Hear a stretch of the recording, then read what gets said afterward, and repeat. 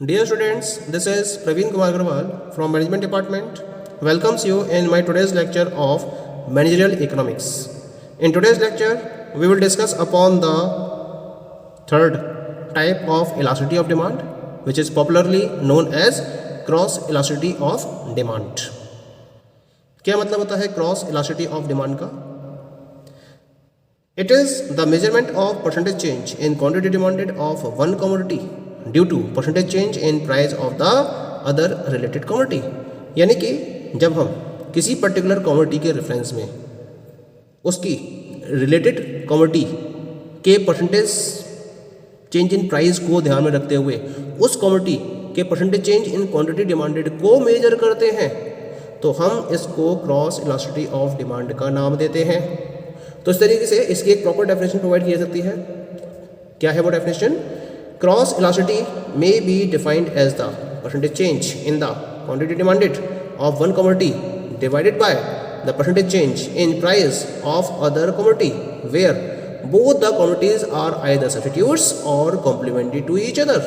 यानी कि इस डेफिनेशन के अकॉर्डिंग अगर हमें क्रॉस इलास्टिसिटी को प्रॉपर्ली मेजर करना है तो इसके लिए हमें क्या करना पड़ेगा? उस कमोडिटी के क्वांटिटी डिमांडेड में परसेंटेज चेंज को उस कमोडिटी के रिलेटेड कमोडिटी के प्राइस में परसेंटेज चेंज से डिवाइड करना होगा. तो ये जो क्रॉस इलास्टिसिटी का केस है वो केवल तब ही अराइज होगा जब हम दो कमोडिटीज़ की बात करेंगे और ये दोनों कमोडिटीज़ या तो एक दूसरे की सब्स्टिट्यूट्स होंगी या फिर एक दूसरे की कॉम्प्लीमेंट्री होंगी.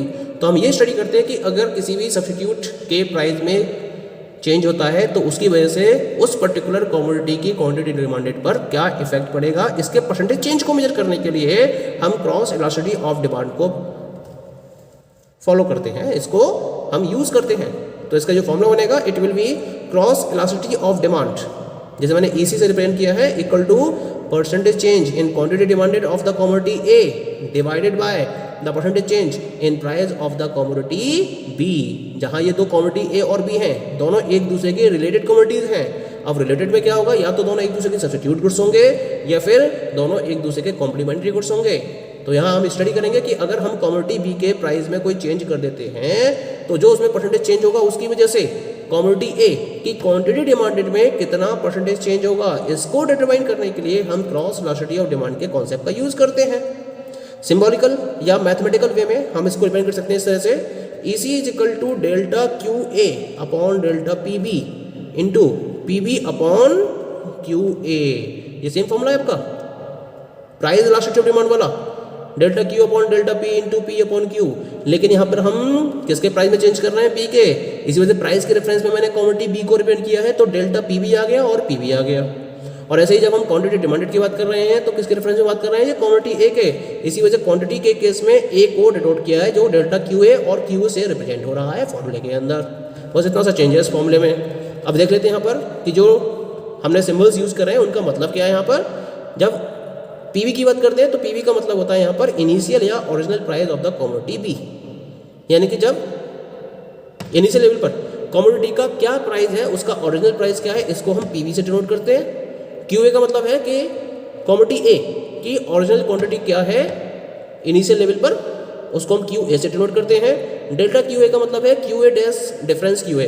QA डैश का मतलब होता है जब हम कमोडिटी B के प्राइस में चेंज करते हैं तो उसकी वजह से एक ही क्वांटिटी डिमांडेड में जो चेंज हुआ या जो नया पर्टिकुलर क्वांटिटी डिमांडेड डिटरमाइन हुई एक ही, वो QA डैश हो गई. और QA है इसकी ओरिजिनल क्वांटिटी. तो QA डैश डिफरेंस QA का मतलब हो जाएगा कि एक ही क्वांटिटी डिमांडेड में कितना चेंज हुआ, उसको हम डेल्टा QA से रिप्रेजेंट करते हैं.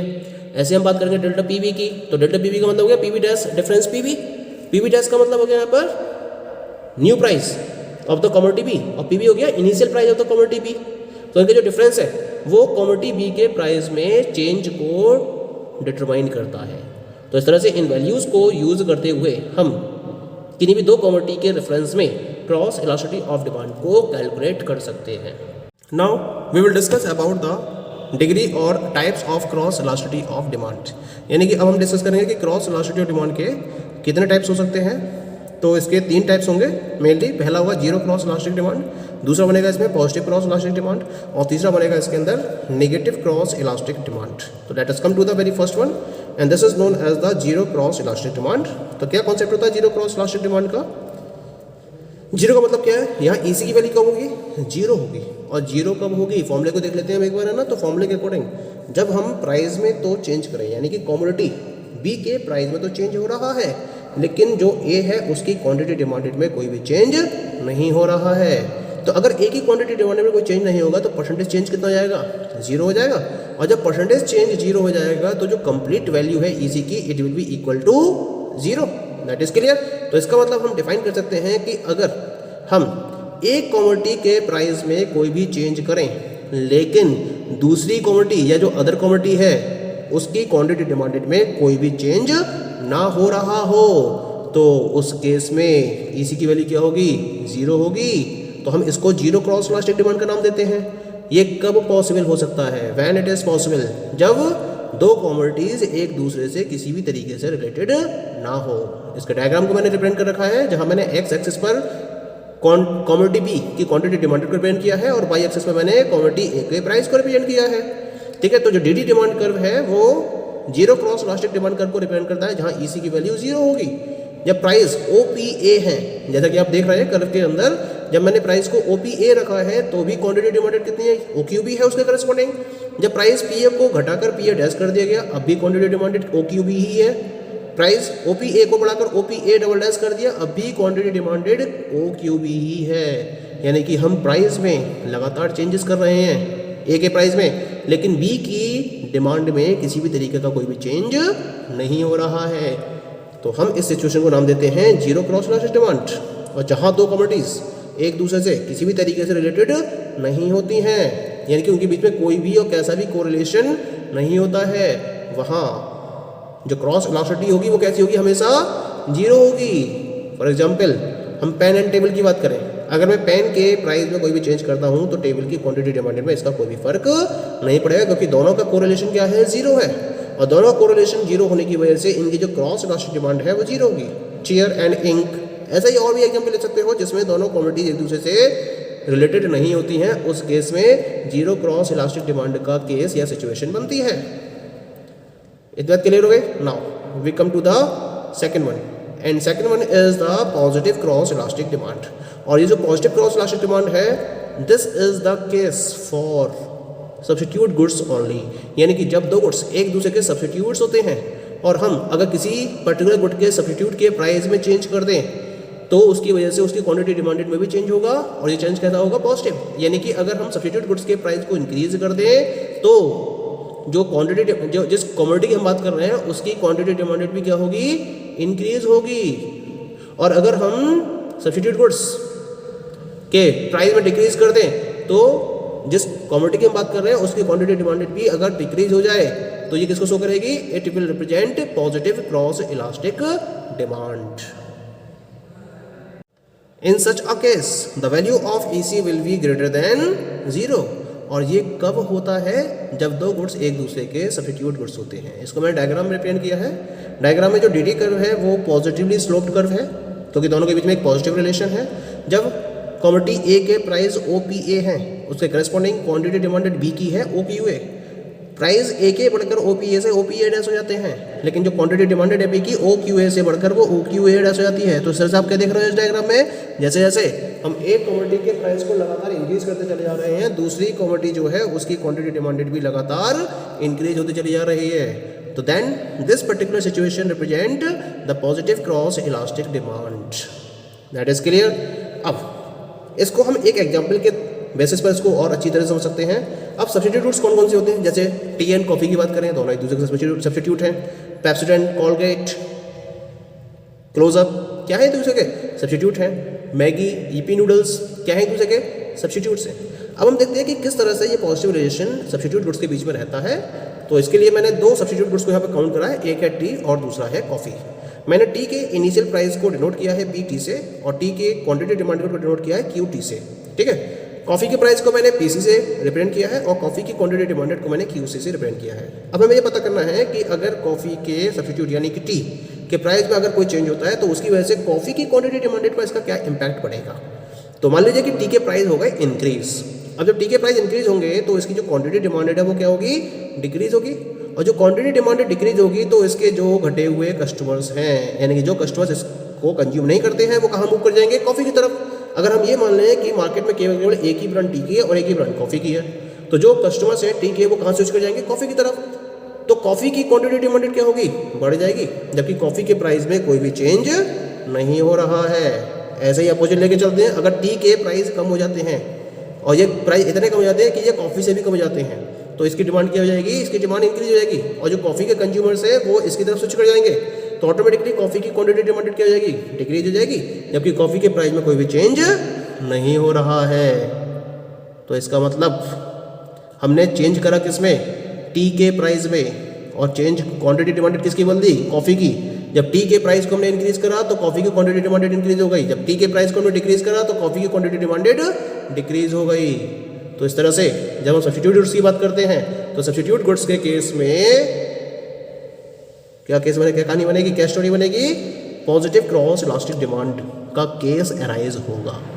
That is clear. Now come to the last one, and this is the third type of cross elastic demand, जिसको नाम देते हैं नेगेटिव क्रॉस इलास्टिक डिमांड। ये केवल कहाँ अप्लाई होती है, ये कॉम्प्लीमेंट्री गुड्स के केस में अप्लाई होती है, नेगेटिव क्रॉस इलास्टिक डिमांड की सिचुएशन। क्या मतलब होता है इसका, नेगेटिव है तो इसका मतलब दोनों के बीच में कैसे रिलेशन होगा, इनवर्स। किसके बीच में, प्राइस ऑफ कमोडिटी बी और क्वांटिटी डिमांडेड ऑफ कमोडिटी ए, यानी कि जब हम कमोडिटी बी के प्राइस को इंक्रीज करेंगे तो उसकी वजह से कमोडिटी ए की क्वांटिटी डिमांडेड क्या होगी, डिक्रीज होगी, और जब हम कमोडिटी बी के प्राइस को डिक्रीज करेंगे तो ए की क्वांटिटी डिमांडेड क्या होगी, इंक्रीज होगी। तो हम इस पर्टिकुलर सिचुएशन को क्या का नाम देंगे, नेगेटिव क्रॉस इलास्टिक डिमांड का नाम देंगे। पॉइंट क्लियर हो गया। और इस सिचुएशन में जो EC की वैल्यू होगी it will be less than 0। Point clear हो रहा है, ठीक है। अब क्योंकि नेगेटिव क्रॉस इलास्टिक डिमांड है, तो नेगेटिव क्रॉस इलास्टिक डिमांड है, इसके केस में जो इसका कर्व होगा ये कैसा होगा, डाउनवर्ड होगा।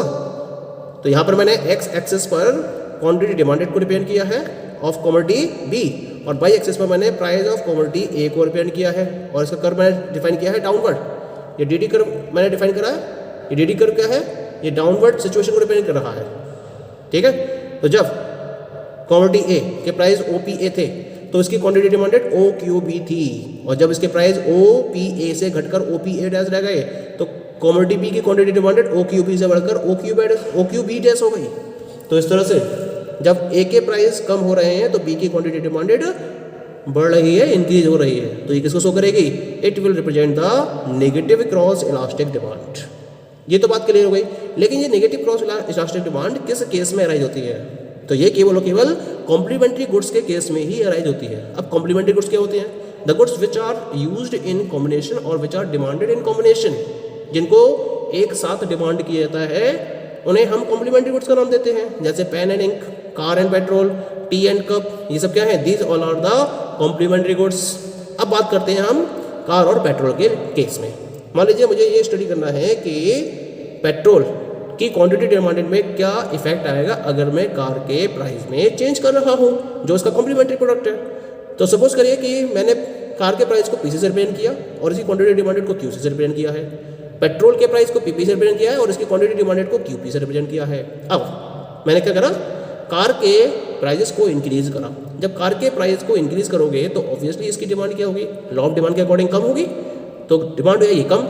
जब कार की डिमांड कम होगी तो जो पेट्रोल का कंजम्पशन है वो भी क्या हो जाएगा, कम हो जाएगा, क्योंकि डिमांड कम होगी कार की। और जब कार कम बिकेंगी, जब कार की सेल कम होगी तो उस केस में पेट्रोल का कंजम्पशन भी कम होगा। तो कार के प्राइस क्या हो रहे हैं, इंक्रीज, और उसकी वजह से पेट्रोल की क्वांटिटी डिमांडेड क्या हो रही है, डिक्रीज हो रही है, जबकि पेट्रोल के प्राइस में कोई भी चेंज नहीं हो रहा है। तो यहाँ पर आपने क्या देखा, जब हम किसी पर्टिकुलर प्रोडक्ट के कॉम्प्लीमेंट्री प्रोडक्ट के प्राइस को इंक्रीज करते हैं तो उस पर्टिकुलर कमोडिटी की क्वांटिटी डिमांडेड डिक्रीज हो जाती है।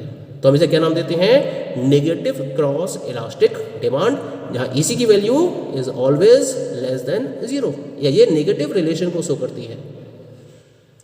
Okay, so these all are the 3 types or degrees of cross elasticity of demand. Thank you.